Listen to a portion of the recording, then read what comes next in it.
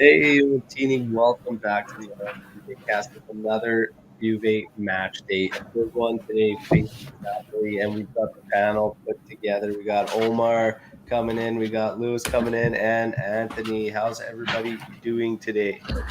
Fantastic. Nice, nice, fantastic. Living the Lewis, dream.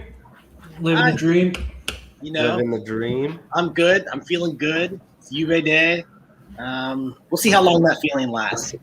Yeah. Well, we got a lot to talk about in the week leading up and whatnot, but it is 9/11 today. And Lewis, you're American. We're all incredible thinking back. And it's funny, Omar even said in just the chat room before, you don't even think about it, but that day was pretty wild. And Anthony, you got a few things to say? Well, being the oldest person in the group who probably remembers it the best, it was really, like it was a watershed moment for the world, right? We never really had that. In our generation, you had Berlin Wall, you had JFK, you have all those D-Day, you have all those other things. But, it was really something that changed the world. And we're not going to get into the before and after the politics of it, but just that day, 2,977 people, left us that day. So it was a big day, and it's important to think about. I still have a tough time watching those, those things on TV 20 years later, and we just try and remember those people today. It seems like yesterday.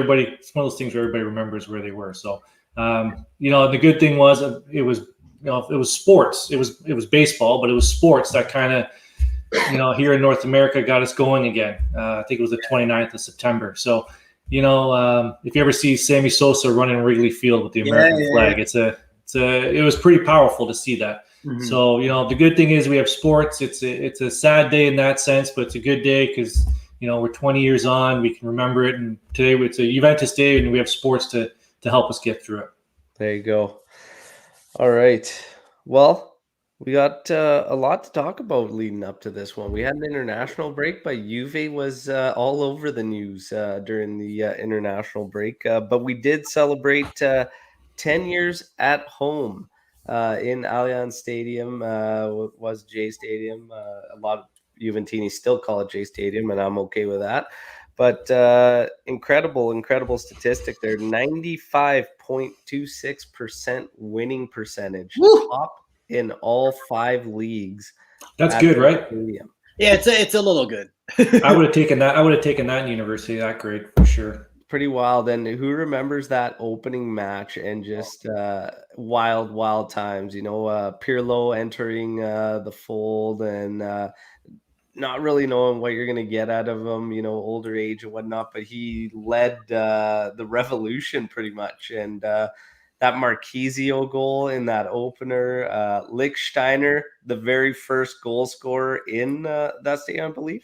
He was the first one, again from Pirlo. Incredible statistic, though. And that place is a fortress. But they do have to correct things with the Curva suit, in my personal opinion. That's got to get back to it, because that question was actually asked to me. I'm going to ask you guys: Have you guys been over to the stadium and taken in a game live? Not yet. No, not yet.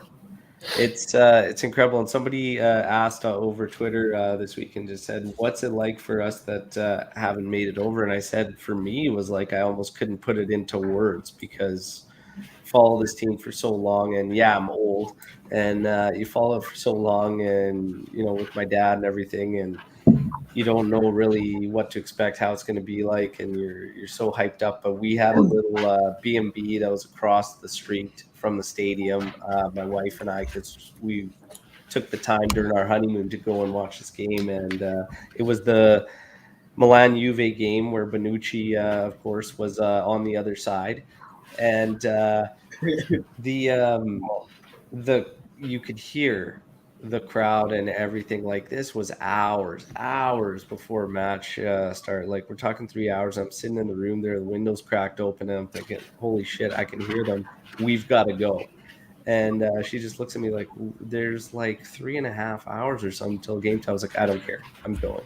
Get your purse. Over there, Let's and go. The atmosphere outside was phenomenal, phenomenal atmosphere. And then we walked in, wanted to get in there a little bit sooner just to kind of see what unfolds and everything, and maybe see a bit of warm ups and whatnot. And it was interesting because Bonucci comes out and he walks out and he just literally walked out almost to center, and he just does this 360 at the crowd, and he is getting cheered and booed so hard, so loud. It was something else, and he was still just full suit. And then he walks off the pitch. He leaves. The Milan fans in their little slice of the corner were so loud, singing and chanting and whatnot, until Arkur Vasud comes in and just dominates them and goes to town. I'll always remember the back and forth between the groups in the chanting and the songs and whatnot. It's something else. It is pretty cool. And I had the privilege to see Buffon, who's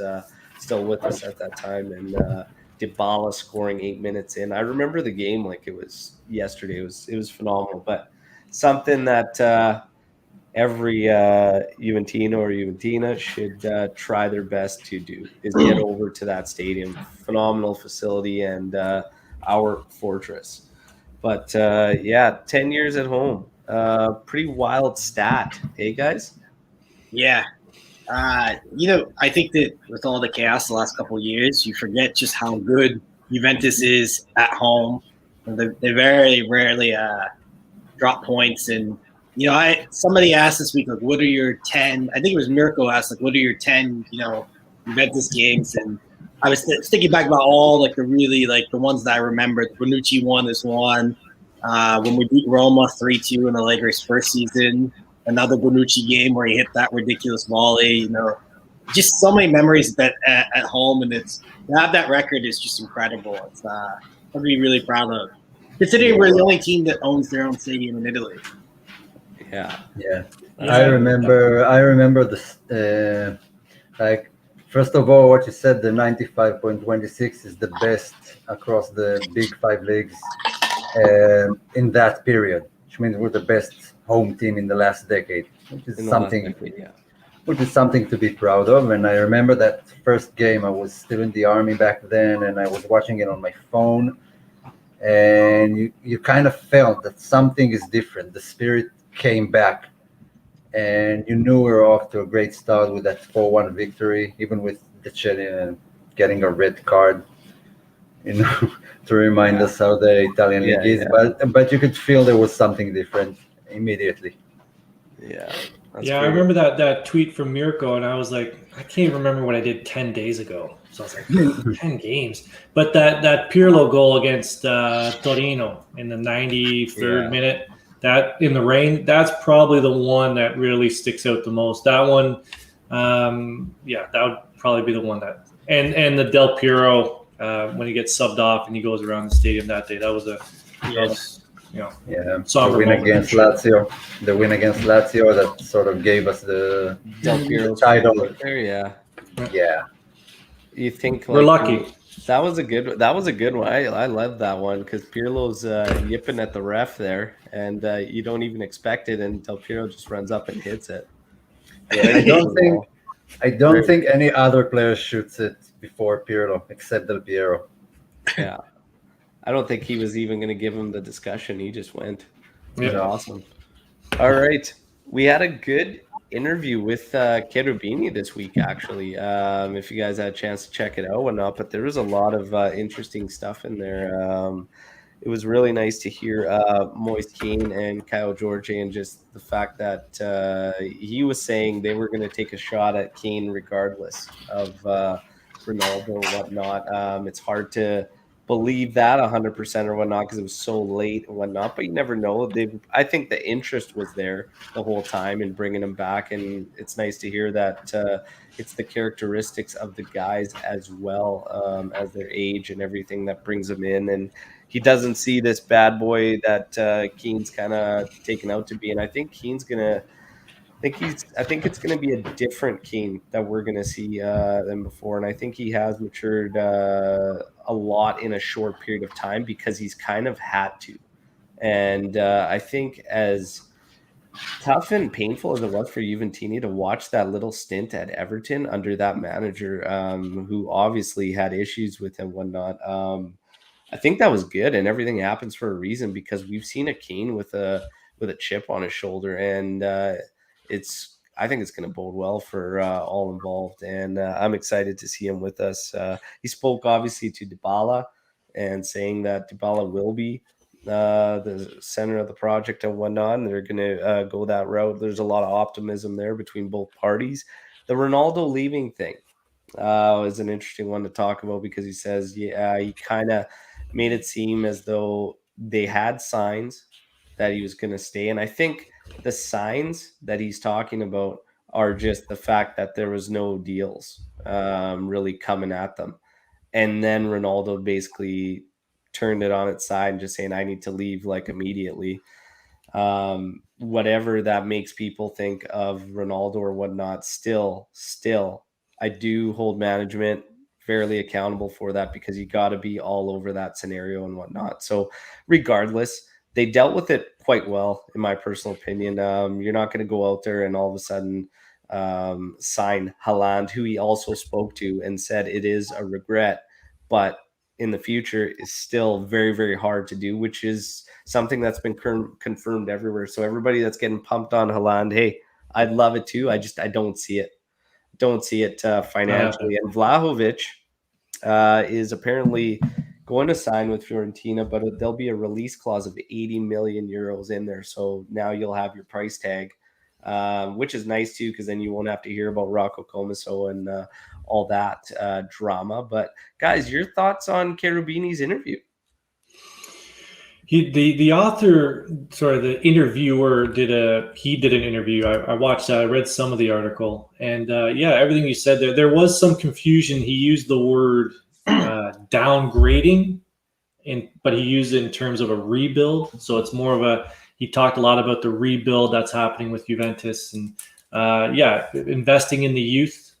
You know, the investing in the youth is a important thing that's happening, and you know, yeah, like you said, the Ronaldo situation was unfortunate, but it was going to happen anyways. They knew it was going to happen. And on the Keane thing, you know, people have to remember, and I was on a Spaces chat yesterday trying to argue this point. He was 19 when he went to Everton.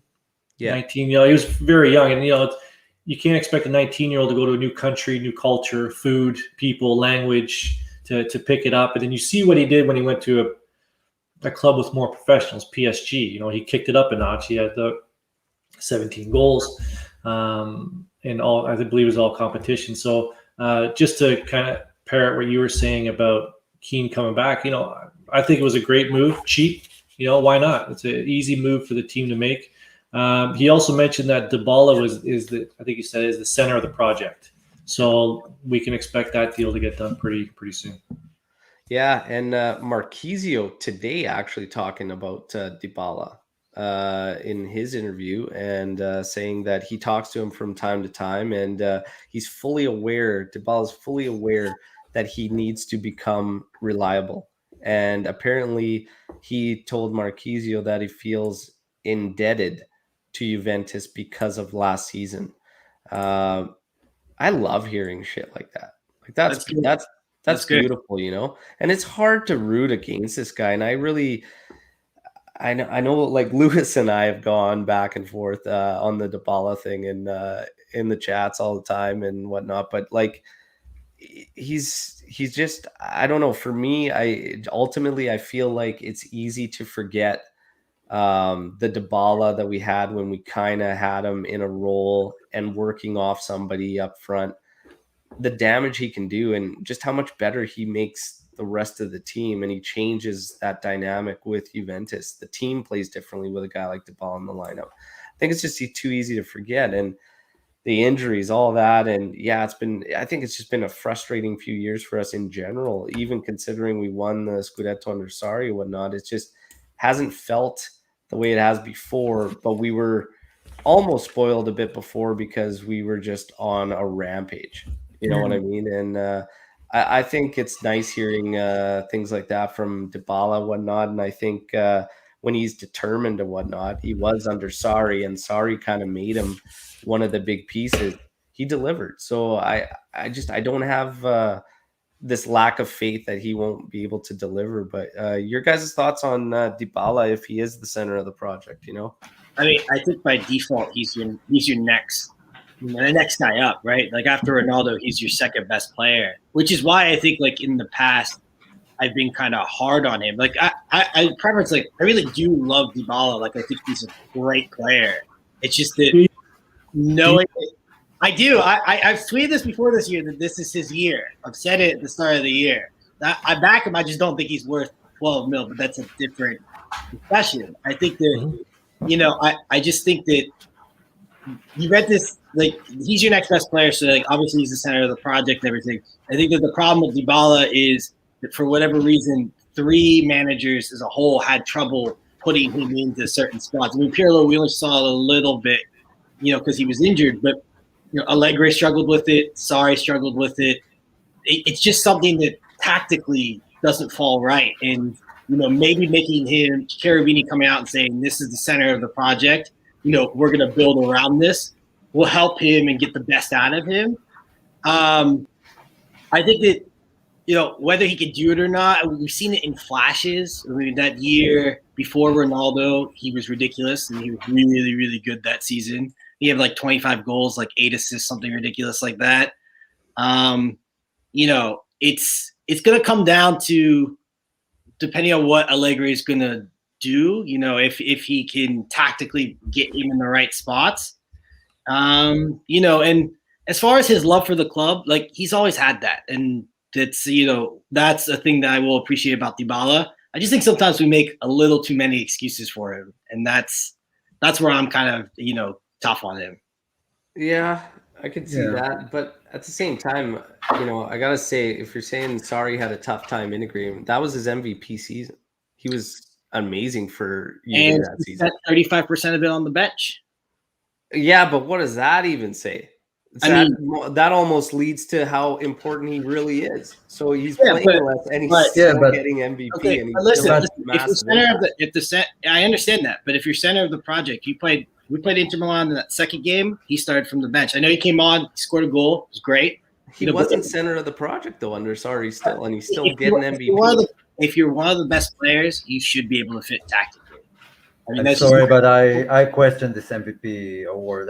Was he the best player in Serie A that season after Immobile scored 36? I think there was 3 better players that year. Oh, I think so for sure. Because I think if you're talking about top goal scorer or MVP for the league, I think it's different. I don't think you just give the guy who's got the most goals MVP of the league.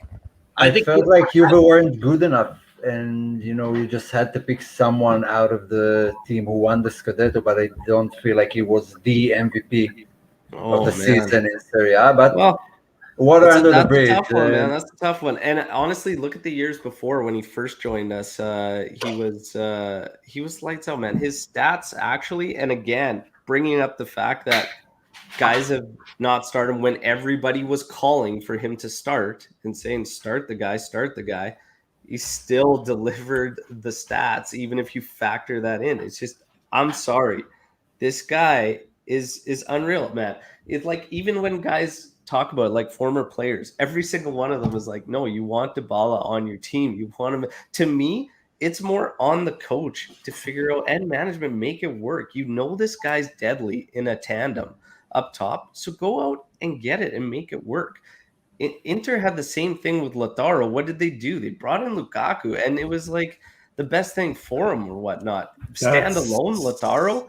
Would you like that?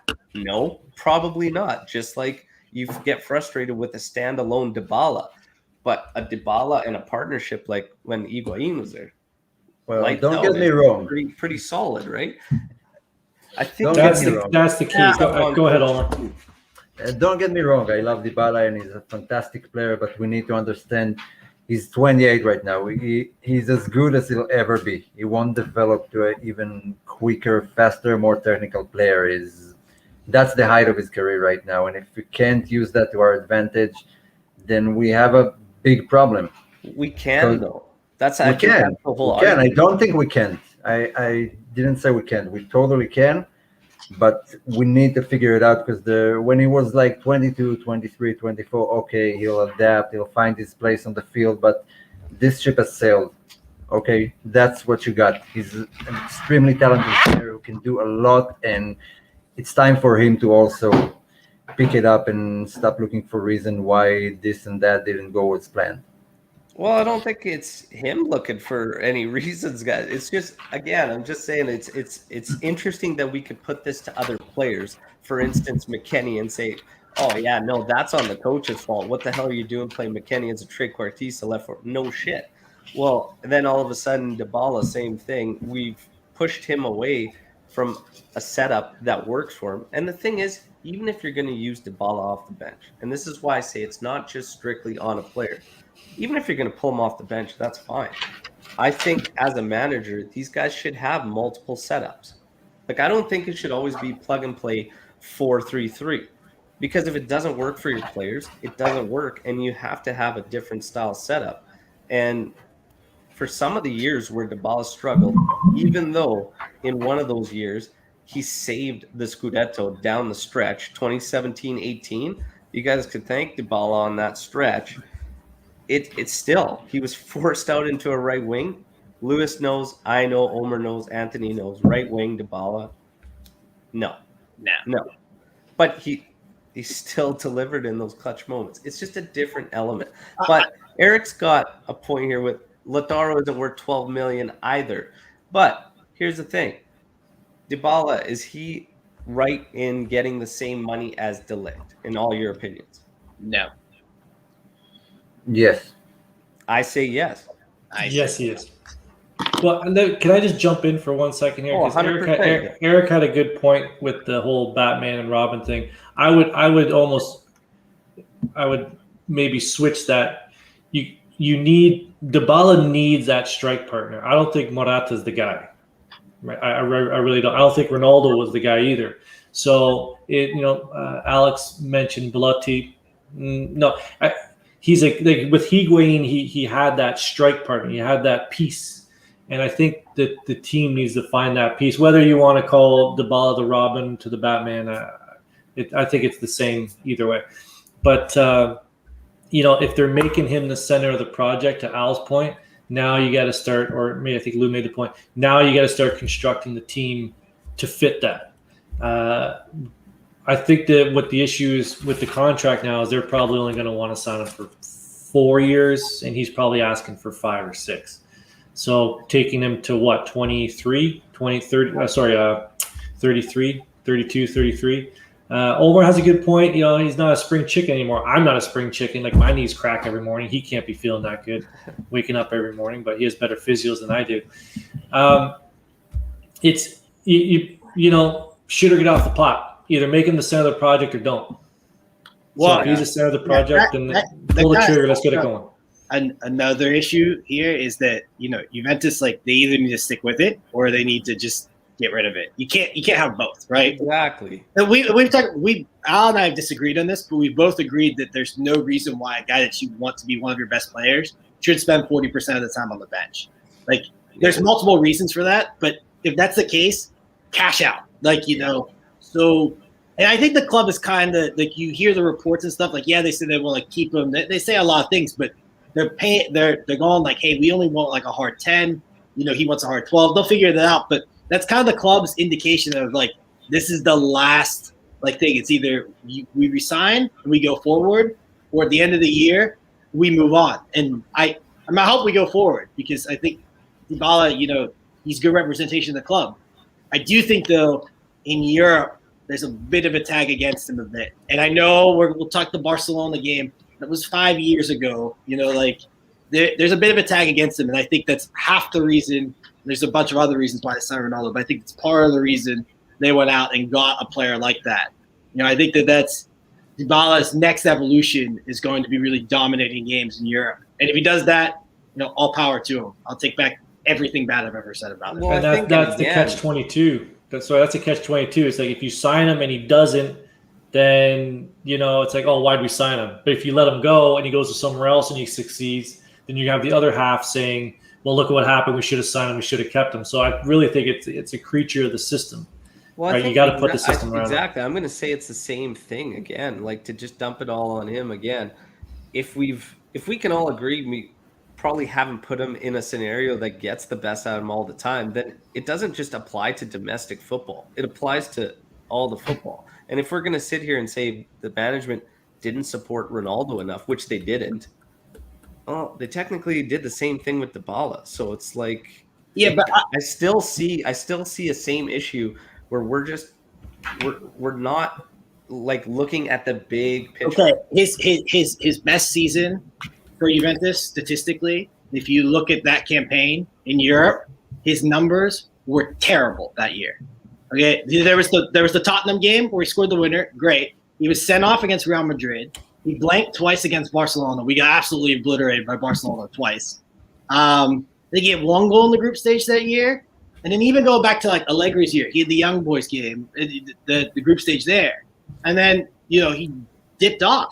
I mean, at the end of the day, like, I think that a lot of the criticisms for Dybala, there's some outrageous ones. This one, they like, he's not a talented player. He's a talented player. But there's some fair knocks against him, I think that Juventus. Sure, there's fair knocks. Yeah. No, also absolutely there's fair knocks. But again, there's also a big piece of it that I address for certain players and not all of them, which I think is weird.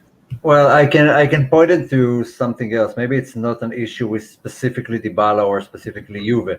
There's a problem in Europe with that type of player, not only in Juve. A player like Isco, who plays sort of the same role, is lost in Real Madrid. You can take Dele Alli, for example.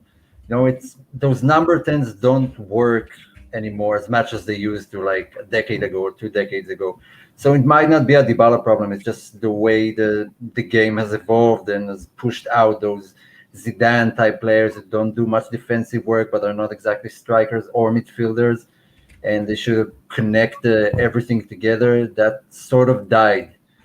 Yeah. And this position has moved from a number 10 to a number 6, who's behind the 2 midfielders and not in front of them, which is much more important. That's why we were yearning for Locatelli all the time, and we'll do better with Locatelli and without Dybala. Switch them up, and you don't know what you're going to bet. But Dybala does make the team better when we play great. He's not the one to pull us out of a hole. Yeah. Isco is a good example, Omar, because when they got the best out of Isco like when the Real Madrid teams, even though like he ended up coming central, he lined up like wide out to the right. So he figured out how, if I line up wide out to the right, how to come centrally and impose the game. There are ways that they use Isco and Ronaldo and Benzema in that game, and they still were able to adjust. The problem with Dybala is, let's say you go get, let's throw out Erling Haaland next year, right? Erling Haaland's probably a better player. It's hypothetical, leave it alone. But let's just say you go get Erling Haaland next year. Well, what happens if he and Dybala don't fit together? Then you have they'll fit. They should. That's blasphemy, Luke. They will fit. All right? Watch your mouth. For a hypothetical standpoint, let's say they don't fit. So we were just saying, if we got way too sidetracked on the ball, which always happens, that's fine. Yeah. That's fine. McKennie had some drama with the U.S. team, and I was shocked yesterday to see a lot of Juventini say that he shouldn't be playing in this match. Oh. And to me, it's ridiculous because, like, he served his punishment. It's over. It's done. McKennie, though, if you're Juve, do you still consider that a strike with him, like a 2-strike, if you're in a 3-strike system, despite the fact that it happened national side? Quick thoughts on this one, guys. Well, they don't play baseball in Italy, so thank God for that. I mentioned before, you don't, like, if you're at home and you get the beats from your parents for doing something wrong, you're not going to go to school and get detention. So he served his punishment. Now he's at school. He's, they might have heard of it. Oh, was there some problems at home? None of them. Get your ass on the field because we're short on the bench. There you go. I don't get it. I don't get it why everyone become a judge and jury for everything a player does. He was judged and punished by his team, by his national team, where he did this, whatever he did. I have no idea what he did, allegedly. And now he's back at Juve. He hasn't done anything wrong to Juve. He did it last year and he got punished by Juve. Should have it affected his performances for the national side? No. He did his time, and we need him as one of our players. And support your players. Stop judging them. Stand by their side when they need to. Hopefully he learns from it. Hopefully he can learn from it, whatever he did. But, you guys summed it up best here. It's with the national team. It has nothing to do with Juve. In this whole moral high ground, our players have changed. We were at our best. Vidal was drunk for a whole season. So it's true. Let's just move past it. True. Nothing on what happens on the pitch. And I wouldn't want to go to Honduras either. What, you get bags of urine thrown at you? Why would you want to go to Honduras? I'd fly back to Italy too. Eric, why do Juve fans protect the ball so much? Why do you have the blinders on for Bernardeschi 3/4 of the time? I'm just going to exit this conversation before Eric starts. Okay. Guys, Napoli, Juventus, match day. The teams have played 176 official matches. How many wins has Juventus? Oh, 176. See, this is why I get the stomach acids whenever you mention trivia. Oh, Eric, I love getting Eric going a little bit. Wow. 17. How should I say it again?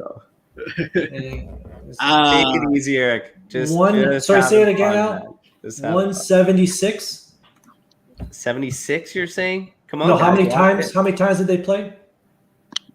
176 official. 137 wins. I would say 84. I would say 110. 84 wins. No way. No way. Holy Anthony, right? Okay, guys, I got there. I'm done. Thanks. Have a good day, everybody. No more predictions from Anthony for the rest of the year. Wow. Are we recording this? Is this being recorded? Yeah. So what was cool is, and we're going to do this one, obviously 9/11 support for the Americans and whatnot. In 2006, in a friendly between Napoli and Juve, they did the rigore alla Americano, which was the old school MLS style, start at 30, 35 yards back, 1v1 shootout style. I don't remember that. And we did that with Napoli in 2006. Yeah. Who was the goalkeeper? And Lewis should know this one. For Juve? Who was the goalkeeper for Juve in this rigore alla Americano? I just watched this yesterday. I know. I didn't recognize him. I saw the one penalty. I don't even remember them doing that. He was a potential backup for this season coming in. Oh, no way. Oh, was it? It was. I know, Antonio Mirante. Mirante. Yeah. There you go. It was between him and Chimenti. Yeah. I wasn't sure who was there. That's right.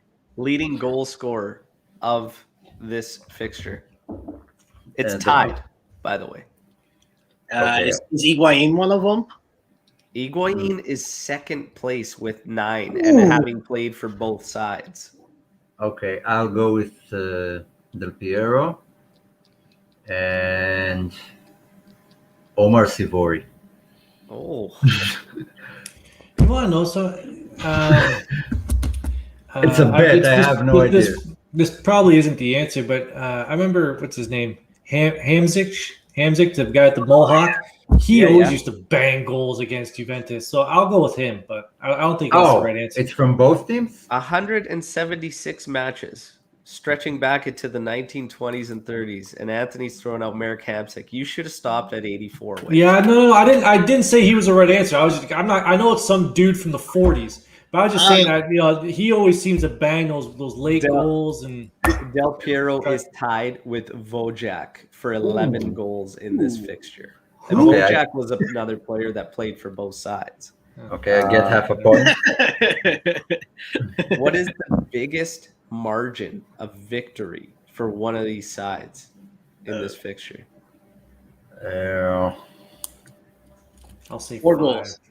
5. 4 goals, 5 goals. Like a 6-1, 7-2. Wait. I'll go with 5. It's not from the last 2 decades, right? It's something older. Yeah. Yeah, where teams didn't use defenses; they just attacked all the time. And there's a local like leather dyer in net. Okay, I'll go with a 6-1. 8-0 Juventus victory. I Oh, think late 20s, early 30s. How many trophies does Napoli have total? oh, and I think it's 2, right? It's 2. Including Supercopa? It's more. Including the Super Cup or just including all domestic trophies.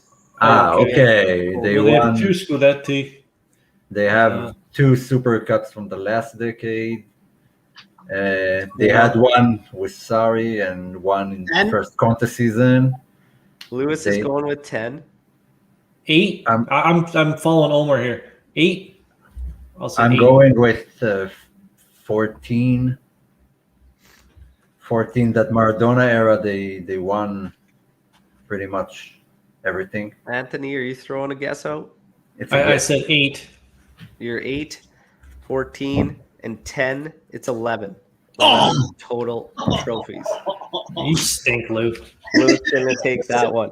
I do stink at trivia. Give me 3 players. We've already talked about 2 that played for both sides. Maybe I won't give you those 2 guys, but sure. Ciro Ferrara. Ciro Ferrara. Yeah. That's the third, right? Yeah, I'm not gonna give you Higuain. the first 2 there, Ant. Yeah, we said Higuain. Oh, I'm sorry, Lou. Sorry, Al. There's another 3. Yeah. Let's get There's 5 total. Okay. Cannavaro's 1, right? Didn't he play for that? Cannavaro. Yeah, Fabio Cannavaro. Cannavaro is 1. You mentioned Higuain. Higuain. Did Pazienza play for Napoli? Yeah. Pazienza played for Napoli. All right. Well, that's it. Well done. You guys did pretty good this round. Holy Wow. Ant told me I stunk, and then I got 2 in a row there on the players. That one out of your ass, Lou. Whatever. Okay, boys. We had a lot of lineup questions leading into this one. Obviously the South Americans not getting back in time, and just really, really thin lineup. This is the projected lineup, and let's take it through some thoughts on this. Who wants to kick us off on their thoughts if this is how we're going to see? And there are still rumors of the 4-3-3 being played. So, yeah, one of those CBs would come out. And that is probably one of my concerns is we're just too thin at center back to roll with 3. And I like to see DeCilio not in there, but I think DeCilio is starting regardless. Because if it's a 4-3-3, then you're going to have DeCilio, De Ligt, and it could still be Chiellini, but most likely Bonucci, Pellegrini. That midfield seems locked in. McKennie, Locatelli, Rabiot, regardless of how they play, and Kulusevski and Morata up top here. What do you guys think about this if this is the setup? Lou? I don't like the back 3 is interesting. Like I would like to see De Ligt, Bonucci, Chiellini one time all together. I just worry about like if one of them, like if Chiellini pulls up, like how do they change that? Does it go back to a flat back 4? Do we have to see, God forbid, Ugani? Pellegrini's an interesting one. I think that the fan base as a whole, some are sold, some are for him. But I'm curious to see him from the start a little bit. I think that the front 2 is the best to get Kulusevski we see for the national team. He seems to do well when he's playing in behind the number 9. We saw last year in the Copa that him and Morata have a good tandem there. Before the match, I predicted that we'd line up in the back 4. I don't know. For some reason, I see Allegri going back 4 with Bonucci, Chiellini, and kind of trying to score early and suck the game out. Kind of that like old style, just get the 3 points and move on. But if this is it, I could live with it, even if DeCilio has to play, which kills me. Anthony, Omar, your thoughts? I think it's the best we can come up with. Those are the best players available right now. So it sucks, but it is what it is. I don't think we have the player for 4-3, and if we do, then we don't have subs. And Napoli are going to push us. They have a lot of attacking power, and we need more defensive stability than attacking power. It worked for a long time. It was like that through 2010 to 2015. Napoli always took the game to us, and we defended and scored on the counters and whatever. So it's the best we can do. I'm okay with it. All right. Yeah, I sort of mentioned it in the group chat yesterday, and I'm not on Allegri's staff, so I don't know how he's going to play this, but it almost looks like a counterpunch lineup or like a counterattack setup. So you have, I don't mind it. Like Omar said, it's the team you have. So you have Bonucci and Chiellini. I think Chiellini's there to man mark Osman up top, and then it's just going to be, you have Locatelli and McKinney and Rabiot to clog up that middle with who's on the other side. So you have Fabio Ruiz, Politano, Almas, and Insigne. So I think they're going to, defend. I think they're going to try and fight for the 1 point, hopefully get 3. I think we're going to talk later about, must-win situation. But yeah, I'm not going to get into it more detail. I think it's a good enough lineup to at least get a point away from home today. Yeah, it's it's not a drastic change to the 4-3-3, and really, you're taking away one of those CBs. Those, I think DeCilio and Pellegrini are going to play both ways. If this was going to be the setup, it's tough for me just because if I'm looking at Pellegrini and DeCilio, Pellegrini's got a little bit of offensive flair, but I don't know, it's weird. I would like if this was going to be a setup to get Bernardeschi somehow involved, but I don't see out of DeCilio and Pellegrini, especially if we're going to try on some kind of counter thing. I think finding a way to get him in there is good. But if you put him in for DeCilio, Pellegrini's left side, he can't play on the right side. Bernardeschi, he could, but it's not ideal. Kulishevsky, maybe coming off the wing, is again, you're wasting him. So it's kind of a little weird scenario where if you're going to play this route, you almost have to kind of leave these guys out there. But if you go 4-3-3, you could get Bernardeschi involved. It's a weird one. I think I'm fine with either, to be honest. Napoli seems to be playing a 4-2-3-1 today, and. Yeah, honestly, with the guys available, we got to keep a little bit off the bench. Like Moise Keane, I like having him and Berna, I guess, off the bench. If that's the case, right? Yeah, I was gonna say that I think that Bernardeschi not in the 11 is to have him off the bench because he can play so many positions too. He can kind of even slot into the midfield if you really need something, or if you want to change up and go 4-3-3 if you go down the goal or you're need a goal late. Yeah, so I don't know. I think that Bernardeschi obviously a better player than DeCilio, but he just doesn't give you that off the bench. It's just so. I just don't think here. Come on, guys, this is Juve. We're not going to lose to Napoli. And Anthony, you were gonna get into something on must wins or whatnot. You can go ahead whenever, man. Well, just kind of going back to the lineup real quick. I don't think in that particular setup, Bernardeschi would be good on the left side because of his potential defensive responsibilities that would come with that. Not to say he can't do it, but he's not really a left back. So like Lou said, bring him off the bench. He can be used in a lot better areas. We had a talk on this yesterday on the group chat. I don't see this as a must win. It's match day 3. Eric brought up a good point. Maximum of 5 losses this year. If you want to win the Scudetto, you already have 1. You lose this one, could be 2. I just think, you have more international breaks coming up. You have a lot of international breaks before Christmas. You come out with a draw. I think you fight for a draw here. I put the bet on for a draw because a draw was plus 240. So I was like, that's kind of easy money. So I don't know. I don't know what you guys think. I know Eric's going to say it's a must win. He's going to pipe up in the chat, and that's great. And maybe what the people in the chat think, but I don't think this is a must win today. It's a big one, but we've got to be, I think, somewhat realistic in how we've played so far. This has the potential to really turn things around, probably instantly for Juventus. So it's a big match.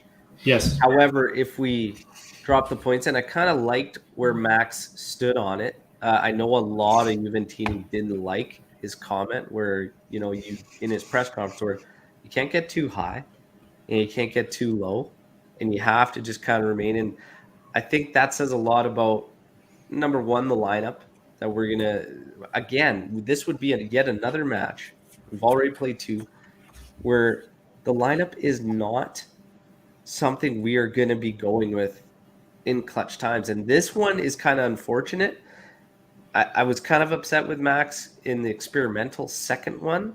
The first game we had those blunders cost us whatever it is, you move on. The second one, too much tinkering for my liking.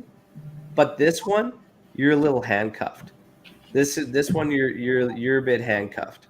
So it's tough, but we got to be realistic. Napoli as a team, like the way they played in the first couple matches, is much better than how we played as a team because our team game is like hurting. And if we look at this, to expect this all of a sudden to be fluid, I think is a little unrealistic because you haven't seen it, and you've got guys like Pellegrini going in there, De Sciglio going in there. It's going to be tough. And even Kulusevski himself has been a mixed bag.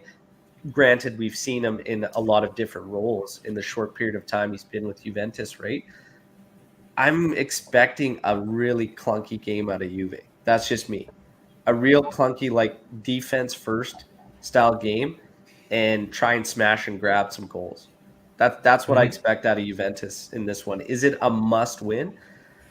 It's a massive win if we can do it. But I think honestly, like Allegri might be ecstatic at a draw in this one. And I hate to say it because we should be going after all the wins and whatnot, but that's just how I personally feel. How do you guys feel? Well, I think we're a little out of our depth here. It's like it's a home game. They have most of their starting 11. They have basically the same team from last season, so they know each other. Their back line is the same back line. We have a lot of unanswered questions across our team. And the Osimhen cancellation of the 2-match ban and all the stuff with the South American players, just Napoli are favorites to win here because it's a home game eventually, and a game against Napoli is always a must win, but we don't always win them, do we?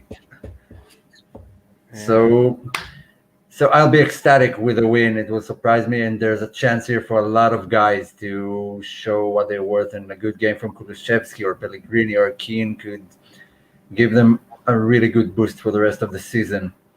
But a draw, I'll sign a draw right now.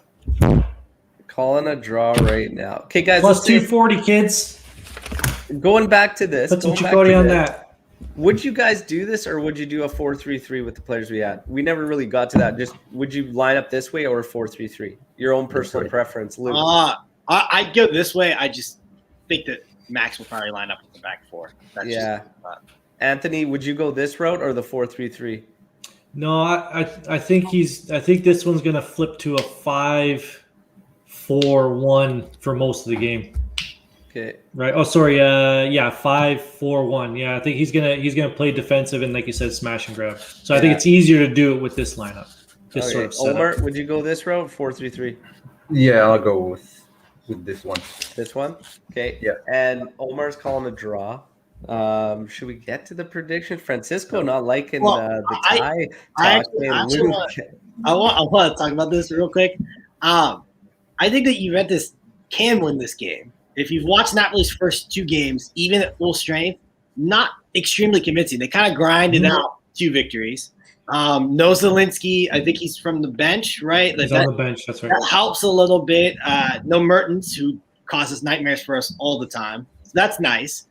I think the Juventus, they do need to win this game. I think that, it's not that the Scudetto will be over. It just makes it very, very hard. And you could, at the end of this, match day, end up going to play Milan, who I think are a better team, 8 points behind, and that is not good for a bunch of young players. I know that there's some Euro winners here, but there's a lot of young players on this team. It's not the teams of the past where there's a lot of veterans. There's a lot of European Cup winners, it's different. And those teams could, they could build, they could mount, they know kind of the race of the Scudetto.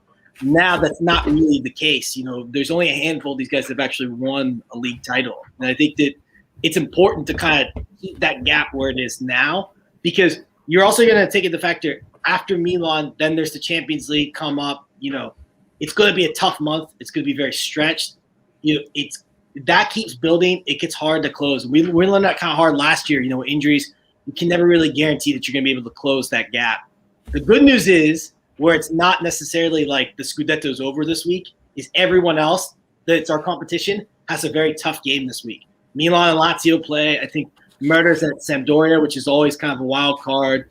Roma have Sassuolo and Atalanta have Fiorentina. So there's, we could lose this game and everyone could drop points and we could still be in the hunt. The gap's not that big.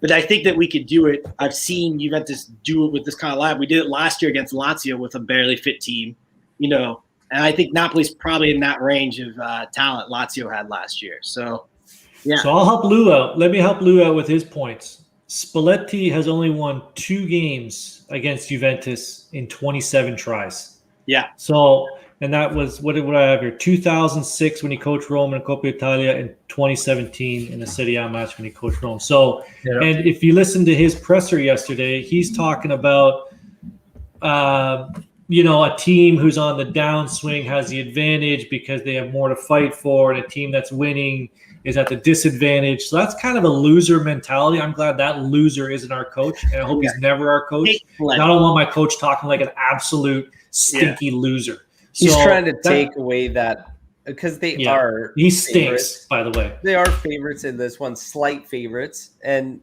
he's trying to take that away. He's trying to take that away, and that's the wrong thing rather than embracing it. I agree. We were favorites against Empoli. It's not like I think Juve can't win it. Juve can definitely win that game. Favorites is only on paper. Whatever happens next is, stats are nothing more than interesting. It doesn't say anything about what's about to happen. So you can win 200 games against Empoli across history. Doesn't matter. Spalletti is a loser, though. I will He say stinks. that. He's a loser. He stinks. No, he's a loser. Omar, he stinks. I don't trust Stop Spalletti, it. but the Napoli team right now doesn't need a coach that much if they play the same way they played last season. Yeah. Well, it's officially prediction time. We're going to drop the predictions. We're going to hold everybody accountable, see who can dominate these things. Anthony should probably just stay out of this because hang on. You guys only hold me accountable. You don't hold anybody else accountable in here. You guys make fun of me. Because you're the new guy. You all stink. All right. So let's start off with the final score. Oh, and Light Buzz wasting no time. 1-0 King. Oh. So, guys, final score. We're going to start off with our final scores. Lewis. 2-0. 2-0? Yeah, it's gonna be one of those games where we defend a lot and we break them on the counter. 2-0. 2-0 for who, Lou? Lewis. Write that down. 2-0 from Tawfiq as well. Omar, final score. 2-1 Juve, and there's going to be a penalty somewhere. Oh, that's an interesting. I'm gonna break your buckets about that later. All right. There's always a penalty. It's like a given. 2-2 for me. 2-2. Al with the 2-2. Okay, let me write that down. Draw. 2-2. Over there, Al. I can't bet against Juve. I'm sorry. I can't bet for a draw or a loss.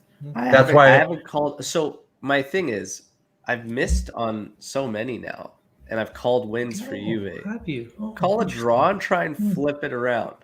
I hope I'm wrong and it's a victory. Very valid, Al. Would you put money on it?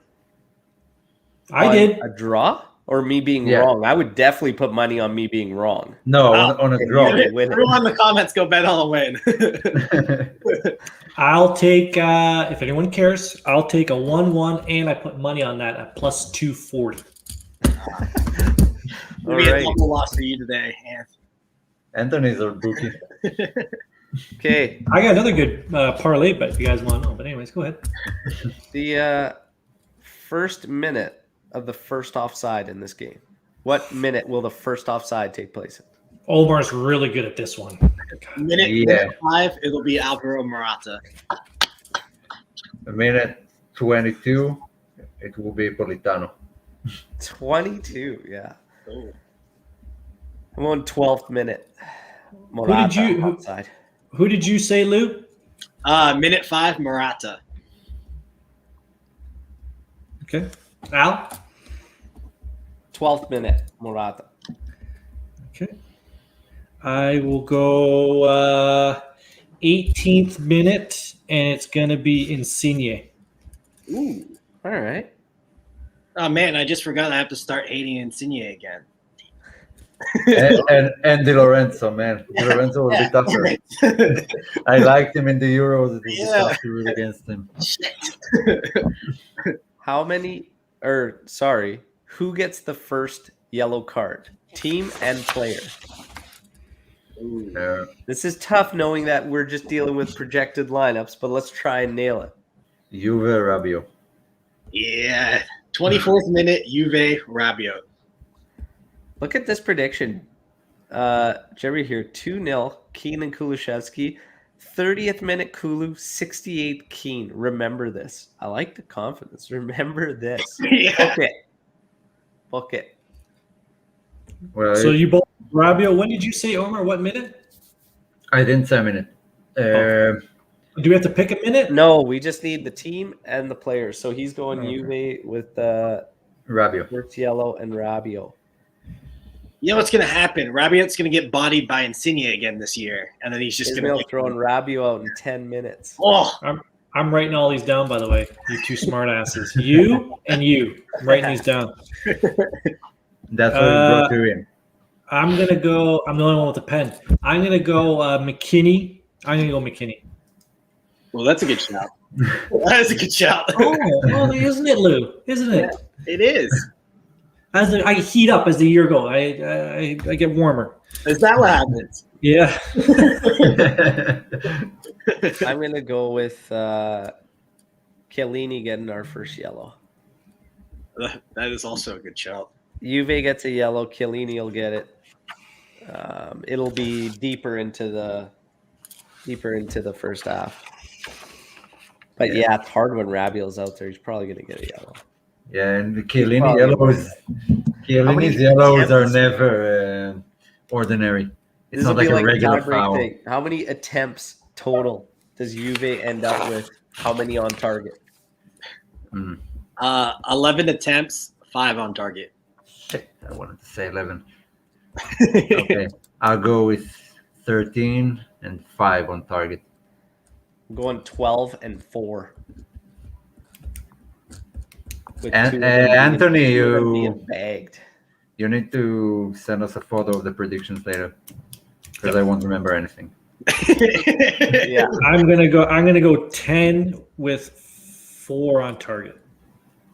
Nice. Well, that's it for the prediction portion. That's essentially it, fellas. We are all locked in. We've got the viewers locked in. Line Buzz, I'm excited. I cannot wait. Yeah, this is a big one. I see a lot of Juventini out there too, like putting the post like, oh man, international breaks over. The Azzurri, by the way, stretching the streak to 37. A couple draws we were not happy with, but pulling out a nice win in which we saw Raspadori and Keane, our own Moise Keane, which makes us very optimistic about what he can contribute to this season. But I see a lot of Juventini just not really pumped that we're getting back to Juve football, but I'm always jacked up and I'm pumped. And again, my thoughts on this match, I'm a little weary, whatnot, but I think there's nothing stopping from this team, even with the lineup, whatever, of getting the job done. They can do it. And I think Max, again, you got to give the guy the benefit of the doubt, no matter what. If you're seeing these lineups and whatnot, he's handcuffed in this one, but who knows? And sometimes the interesting thing about these games, when you're missing a lot of core guys, is you find leaders out of nowhere sometimes in moments of need, right? And who are the guys you're going to be looking at for Juve to step up today and be those guys. Let's get your shouts on guys to watch for Juve and who you're expecting to kind of pick the team up and pull them through. I think there's one we're all going to say. There's one person. Yeah, Well, obviously Locatelli. Yeah, I really have a good. I want to keep my eye on Pellegrini today because this is Juventini have wanted another left back option for a long time, and the left wing back seems to be a role that suits him. So I'm curious to see what he can contribute. Kulusevski as well, because seeing him in the front too is interesting. Yeah, Yeah, Locatelli looked incredible for the Azzurri. I don't think I've seen that many blown assists in a match for a long time. Berardi, yeah, I'm looking at you on that breakaway, pal. But dude, Locatelli is a different beast. One that Juve's needed for, and it's funny that we see that game because I said after we signed him finally, and we knew we weren't going to add any other pieces, a lot of people were just saying, "Well, it's not enough." But I said, don't underestimate the impact Locatelli on his own can bring, because we just haven't had a guy that has that vision or can spread it out or whatnot. I still think, yeah, we could add attributes in the middle of the park, but Locatelli, don't sleep on this guy. That's a big move for Juve, and we desperately need it. And I said in the group chat that it's not what frustrated me in the last 2 seasons wasn't the lack of forward passing. It was the lack of trying. I don't mind if you try and it fails. Okay, sometimes it fails, sometimes it succeeds. Just no one ever tried. And Locatelli doesn't think twice; he just passes forward. Yeah. Like, how many times have you seen Bernardeschi, Chiesa, Morata make a run and the player with the ball spots them and doesn't try the pass? Yeah. Like, fucking try it. Okay, the player is there. It might not work. Okay, that's football. You try a lot of things until something works. Another player to throw out there is McKennie, because in the 3-5-2, was my guy. Yeah, in the 3-5-2, you look for your right and left center back to get into the box, to score goals that kind of run through the channels. I think that really helps McKennie, and it helps Rabiot, to be fair, if he does it. But your boy, hey, your boy Rabiot. Putting a man down, it was nice of Allegri to help Spalletti out like that. Yeah, McKennie's my guy. Yeah, McKennie's going to be my guy for sure. Just simply because he's young and what happened midweek. There's going to be a lot of eyes on him, especially from North America. See what he does this week. I wouldn't be surprised if he bangs a goal today. But Alex P throwing out MDS as a close second to Locatelli for guys to watch for in this match. He's trying to make a name for himself while he has the time, right? Like while the South Americans are going. We are going to watch him. I'll tell you that. We're going to play. My guy's going to be Kulusevski. I'm like, we all know Locatelli's all eyes are gonna be on him in that midfield, running it for Juve, first outing with Juve from the start, and Kulusevski for me with the absentees and whatnot, and we're gonna be leaning on him heavily in terms of creation and some attack. So I'm really going to have eyes on him. There's been a couple times last season where we've had eyes on him and he delivered, and other times where he kind of fell flat on his face. So forgiven for whatever reasons, but he's going to have to be big for Juve today, especially if we're going to be playing what we expect, which is a smash and grab game. Kulusevski's got to be with it. So yeah, we'll see. I'm going to be watching the league. You don't need to watch midfielders and attackers. You can always look at what they're doing, and the league doesn't look like 100% since the Euros, and something is missing there, the leadership or anything. I'm going to be watching him closely this match. Yeah. So that's it. Everybody who joined live, thank you very, very much for joining. It's funny because we started as close to on time as we've been in a while, and kind of picked up towards the end because everybody probably banking on us getting the late start. But there you have it. Thanks for joining. Thanks for getting all your predictions in, all the comments. It's all great. Again, all the boys in the panel, Lewis, Anthony, Omar, always a pleasure. Enjoy the match. We are going to come back with the post-match probably about an hour to an hour and a half after the kickoff, and we'll be live and we'll be able to get all the reactions. And who knows what kind of emotions we're going to be feeling, and it's probably going to be pretty fired up. I think it'll be fired up either way the game goes, really. So, yeah, it's going to be interesting stuff. Make sure you come back to the channel. Again, probably be 12:15-ish Pacific Standard Time, but we're going to hit you with the post-match right after this one. So there you have it. Thanks, everybody. Enjoy the match. Forza Juve. Fino alla fine. Ciao.